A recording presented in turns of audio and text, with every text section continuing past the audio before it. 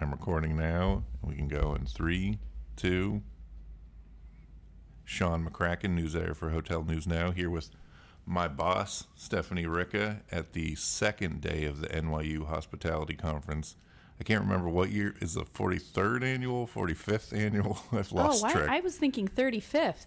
No, it's been definitely a while. It's definitely starts with In a the 4. 40s, 45? I don't know. It's been a long time. Yes, so we're very tired. It's the end of the day, the end of the conference. Steph, what have you heard? What are your big takeaways from the day? You know, people always ask, what's the takeaway? You know, when they sit down at the lunch table with one of the journalists, they say, well, what are you hearing? What's the mood of the conference? I literally just had that lunch That conversation. exact conversation. And it's funny because, of course, people say optimism, and yes, people are optimistic. But what I think is interesting is I see a U.S. hotel industry coming out of this pandemic, I think, more resilient than going in. And here's my point of reference for that. Yes, performance is great. Supply and demand trends are very strong. Financing hotels is terrible. Yeah. Building hotels is non-existent. We'll talk more about that. But in previous years, in a scenario like that, every hotelier would have been doom and gloom and absolutely, gone to pieces.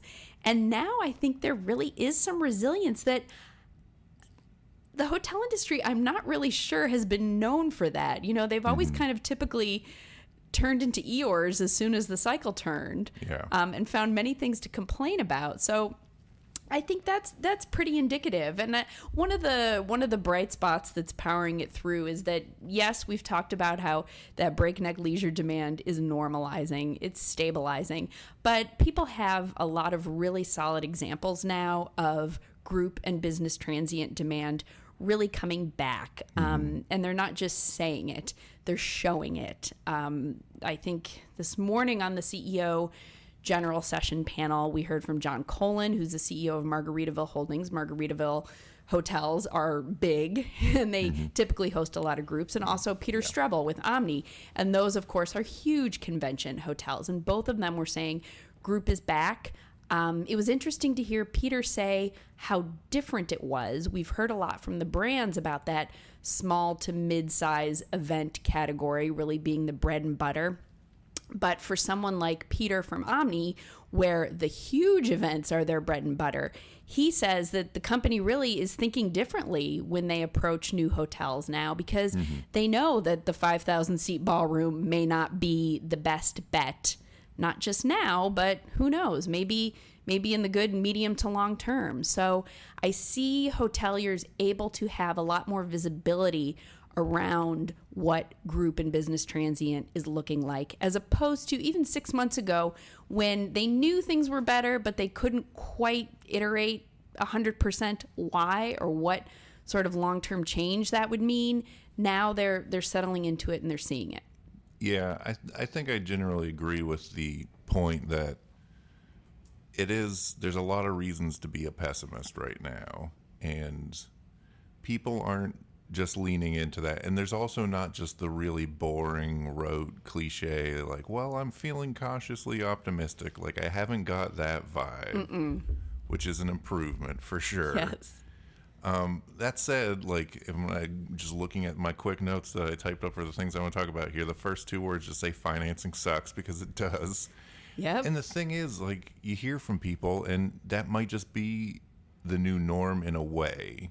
Like, if the issue is banks aren't lending as much, if you're sitting around waiting for the banks to come back, you might be waiting for a very long time. It seems like that's the broad takeaway I've been hearing from people who know a lot more about this. But at the same time, like, and Hilda Perez Alvarado was talking about it during the IRAFAC panel, and it was really interesting. Like, as part of JLL, she deals with a lot of people who have a lot of money, and she said the thing that these big international investors are more interested in than anything to get in this industry is finding financing platforms that they can throw their money into, because they want to get in that space, but they don't know how to do it themselves. So it seems like we're going to have financing options sooner rather than later. But they're going to be what we think of as more alternative lenders. So the alternative is going to become the mainstream. Like it's going to be private equity money filling that gap, which is really, really interesting to me. And maybe even some from international sources. I talked to a couple people just in more casual conversations about dipping their toes in finding overseas investment. For sure. And like big capital outflows, even into, domestic platforms. Like I think that will be a big thing. Speaking of private equity, though, like the other big interesting comment I heard today was from KSL's Eric Resnick, who had mentioned that a lot of people are feeling optimistic and saying, well, I don't necessarily see a reason that demand's going to drop off. He says that the early signs are there.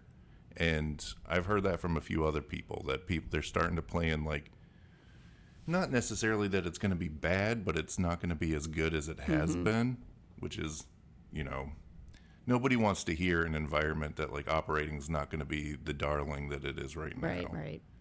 But all that said, like, yeah, everybody realized, like, it's not that bad. Like, it's not COVID. Like, that's the overarching opinion is, even if things aren't perfect, it's still not COVID. The industry has learned a little perspective.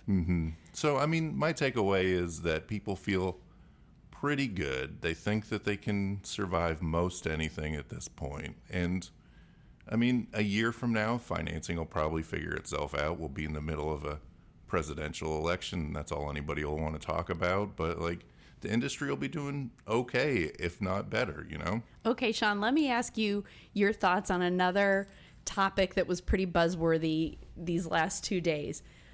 All of a sudden, all hoteliers want to talk about is AI and ChatGPT. Yes. It came up in every conversation.